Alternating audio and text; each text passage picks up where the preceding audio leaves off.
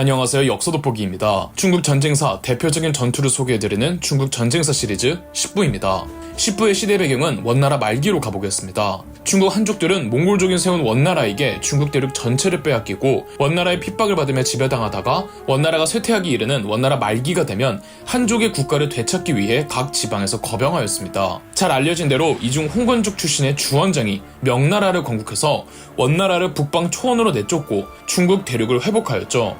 하지만 이 과정이 결국 간단하지는 않았습니다. 몽골족의 원나라로부터 중국 대륙을 찾기 위해 거병한 한족들은 홍건적의 주원장 세력만 있지는 않았습니다. 각 지방별로 여러 한족 군벌들이 저마다의 세력을 규합하고 확장하여 걸기했는데요. 홍건적의 주원장의 세력보다 훨씬 큰 규모의 세력을 갖춘 실력자들도 있었습니다. 원나라 말 한족 군벌들끼리의 싸움도 치열했습니다. 그리고 홍건적 자체도 하나의 통일된 조직체가 아니라 그 내에서도 여러 파벌이 있었죠. 이 모든 군벌의 실력자들을 제패한 것이 바로 주원장이었죠. 이번 영상에서 다룰 전투는 주원장이 다른 한족의 군벌들을 토벌하고 명나라를 건국하게 된 결정적인 기점이 되는 전투, 바로 파양호 대전입니다. 오랜만에 대전이 붙는 전투입니다. 파양호 대전은 어떤 전투였을까요? 우선 주원장의 초기 생애부터 살펴보겠습니다. 중국사를 통틀어 역대 중국의 왕조들 중 모든 각 국가의 건국자들 가운데 가장 신분이 미천한 출신의 건국자가 바로 명나라의 주원장이죠. 주원장은 오늘날의 안후이성 취저우 출신으로 매우 가난한 농부 집안에서 태어났습니다. 마을에 전염병이 돌았을 때 주원장은 가족을 모두 잃었는데 너무 가난한 나머지 죽은 부모님을 매장할 수가 없었다고 합니다. 오로지 먹고 살아남겠다는 것만이 목표였던 주원장은 탁발승이 되었습니다. 그렇게 승려로 살다가 무슨 이유에서인지 20대 중반에 홍건적에 입단합니다. 주원장이 입단한 홍건적 집단은 여러 홍건적의 파벌들 중 주원장의 고향이었던 안후이성 취저우에서 홍건적을 이끌고 있었던 곽자흥의 집단이었습니다. 처음에 주원장은 그저 일개 병졸이었습니다. 그런데 몽골의 원나라군과 싸우는 전투마다 주원장은 맹활약을 하는 겁니다. 곽자흥은 점점 주원장에게 높은 임무를 주고 그 임무들을 모두 완수하는 주원장의 모습을 높이사 어느덧 주원장이 곽자흥 세력의 2인자가 될 정도로 성장했습니다. 심지어 곽자흥은 주원장을 자신의 사위로 삼죠. 주원장이 일개 병졸로 입단하여 곽자흥의 2인자가 되기까지가 고작 약 1년 남짓한 기간 내에 일어난 일이었습니다. 1355년 곽자흥이 병으로 사망합니다. 곽자흥의 아들이 세력을 이어받지만 그 아들도 얼마 못 가 죽으면서 사위였던 주원장이 곽자흥의 홍건적 세력을 이끌게 되었죠. 주원장은 고향에서 자기 친구들을 포함해 700명을 합류시켰고 1356년 난징을 함락하였습니다. 난징 함락 후 주원장은 스스로를 오국공이라 자처하면서 강력한 군벌 중 하나로 자리 잡았죠. 주원장은 군벌로서 후발주자였고 이미 중국 전역엔 거대한 군벌들이 자리매김하고 있었고 그들끼리도 서로 경쟁 중이었죠. 홍건적이 여러 파벌로 나뉘어 있었다고 하지만 그 중에서도 처음 홍건적의 기치를 걸고 봉기한 메인 집단이 있었습니다. 홍건적의 가장 메인이 되고 정통이 되는 세력을 동계홍건적이라고 하는데, 동계홍건적이 원나라와 싸우다 원나라의 수도, 지금의 베이징인 대도까지 진격했으나 1359년 원나라의 맹장 착한 테무르에게 속절없이 무너져버렸습니다. 원나라군에게 대파당한 동계홍건적의 잔당들이 남쪽으로 후퇴하는 과정에서 장수성의 한족 군벌이었던 장사성의 공격을 받습니다. 장사성은 홍건적은 아니지만 염전 노동자로 일하던 중 원나라의 반기를 일으키며 독자적인 군벌을 형성했습니다. 장사성은 본인이 홍건적이 아니었던지라 홍건적 자체에도 그에겐 적대 세력이었죠. 장사성은 현재 안후이성 화이난시인 안풍에서 동계 홍건적을 포위했습니다. 이때 동계 홍건적의 한리마가 주원장에게 구원을 요청합니다. 난징에 있던 주원장이 가장 인접한 군벌이었거든요. 1363년 주원장은 안풍으로 달려가 한리마를 구출해내는데 성공합니다. 주원장이 한리마를 구출해주면서 장사성과도 대립구도를 형성하게 되었고요. 홍건적의 파벌 중 정통은 동계 홍건적이었지만 가장 세력이 컸던 집단은 서계 홍건적이었습니다. 서계 홍건적은 서수희가 후베이성에서 조직한 세력이었습니다. 다만 서수희는 부하들의 배신으로 서계 홍건적은 부하 진우량과 명옥진에 의해 두 개로 찢어졌습니다. 그러니까 원나라 말기 남방의 한족 군벌들은 크게 주원장, 장사성, 진우량, 명옥진 이렇게 4개로 정리가 된 겁니다.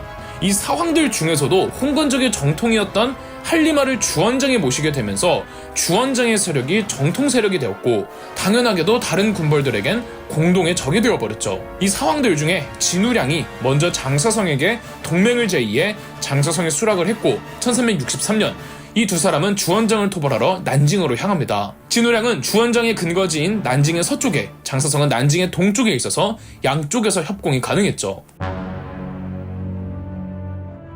주원장은 도무지 진우량과 장사성을 동시에 상대할 수가 없어서 부하였던 오량에게 군대를 줘 장사성의 움직임을 막고 주원장 본인은 진우량을 상대하러 떠납니다. 중국 기록의 숫자를 어느 정도 믿어야 할진 모르겠지만 일단 문헌상으로는 진우량은 무려 60만 대군을 이끌고 있었고 이에 맞서는 주원장의 군대는 20만 정도였다고 합니다. 진우량의 부대가 너무 많다 보니 주원장의 부하들이 수비에 전념하자고 했으나 주원장은 공격을 주장합니다. 주원장은 진우량을 매복으로 공격할 예정이었는데요. 주원장의 부하 중 진우량과 친분이 있던 강무제가 거짓 항복하는 척 하면서 진우량을 주원장이 원하는 곳으로 유인해내었습니다. 중국 남쪽의 지형적 특성상 진우량은 대규모 수군까지 동원해 양쯔강을 따라 진군 중이었는데 하필 엄청난 폭우를 만나 수군의 전열이 흐트러졌고 주원장의 매복에도 걸려서 진우량은 대패배를 하고 도주합니다.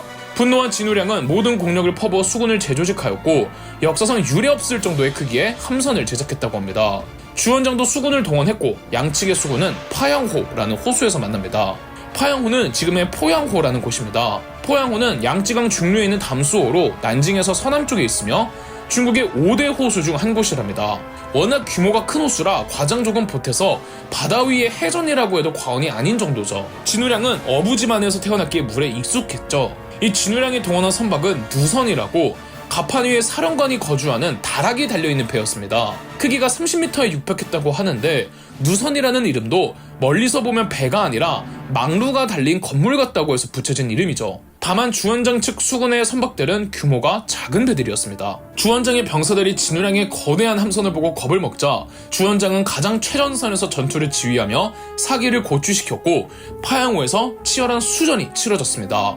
주원장이 타고 있던 배가 석포를 맞아 거의 침몰하기까지 하는 등 아찔한 순간들도 많았죠. 그런데 확실히 하늘은 주원장의 편이었을까요? 갑자기 바람의 방향이 주원장에게 유리한 방향으로 강풍이 불자 주원장의 병사들은 모든 힘을 다해 화공을 퍼부었고 진우량의 배들은 삽시간에 화마에 휩싸입니다. 이러니 규모가 큰 진우량의 누선들이 오히려 장애물이 되었습니다. 배가 워낙 크니까 위험 요소에 대처를 하지 못하는 겁니다. 그에 반면 규모가 작은 주원장 측의 선박들은 빠르게 기동할 수가 있어서 호수를 이리저리 누비며 진우량의 함대에 지속적인 공격을 가할 수가 있었죠. 진우량의 수군은 완전히 괴멸되었습니다. 진우량은 소수의 병력만 데리고 육지에 상륙 후 도주하는데 이미 퇴로에도 주원장은 부대들을 배치시켜 두어서 도망도 못 가는 신세가 되어버렸습니다. 주원장은 진우량에게 굉장히 모멸적인 말투로 항복하라고 권유했으나 진우량은 항복을 거절하고 아직 움직일 수 있는 배들을 모아 육지가 아닌 호수로 중앙 돌파를 해서 도망가려고 합니다. 하지만 진우량의 철수를 위한 이 중앙 돌파는 실패로 끝나버렸습니다. 남은 병력도 전멸하고 진우량도 화살에 맞아 전사하죠. 이 전투가 파양호 대전입니다. 진우량 측 전사자가 2만 명, 주원장 측 전사자가 7천 명 정도였다고 합니다. 파양호 대전은 적벽대전과 함께 중국 전쟁사의 가장 유명하고 대표적인 수전으로 꼽힌답니다. 파양호 대전 승리 후 1364년 주원장은 스스로 5왕에 등극했죠. 파양호 대전 후 진우량의 세력까지 모두 통합한 주원장의 세력은 압도적이었고 장사성도 이렇게 커진 주원장에게는 상대가 되지 못했습니다. 1367년 장사성은 주원장에게 패배하고 처형당했죠. 남방을 제패한 주원장은 1368년 난징을 수도로 삼고 황제에 등극하며 명나라를 건국했습니다. 이렇게 명나라의 초대 황제 태조 홍무제가 된 거죠. 그리고 1371년 명나라는 나머지 한 군벌이었던 명옥진의 세력까지 완전히 토벌합니다. 이처럼 파양호 대전은 명나라 건국의 가장 결정적인 기점이 되었던 전투였으며 주원장의 군사적 역량을 내보인 전투였죠. 확실히 파양호 대전을 보자면 지휘관이라면, 리더라면 불리하고 열세인 상황에서도 과감하고 결단력 있게 패기로운 모습을 보일 필요가 있는 법입니다. 단 아무 상황에서 아무렇게나 과감해서는 절대 안 되죠. 그건 객기니까요. 근거가 있는 과감함이야말로 리더가 갖추어야 하는 패기가 아닐까 합니다. 그럼 역서돋보기였습니다. 저희 역서돋보기가 멤버십 가입을 시작했습니다.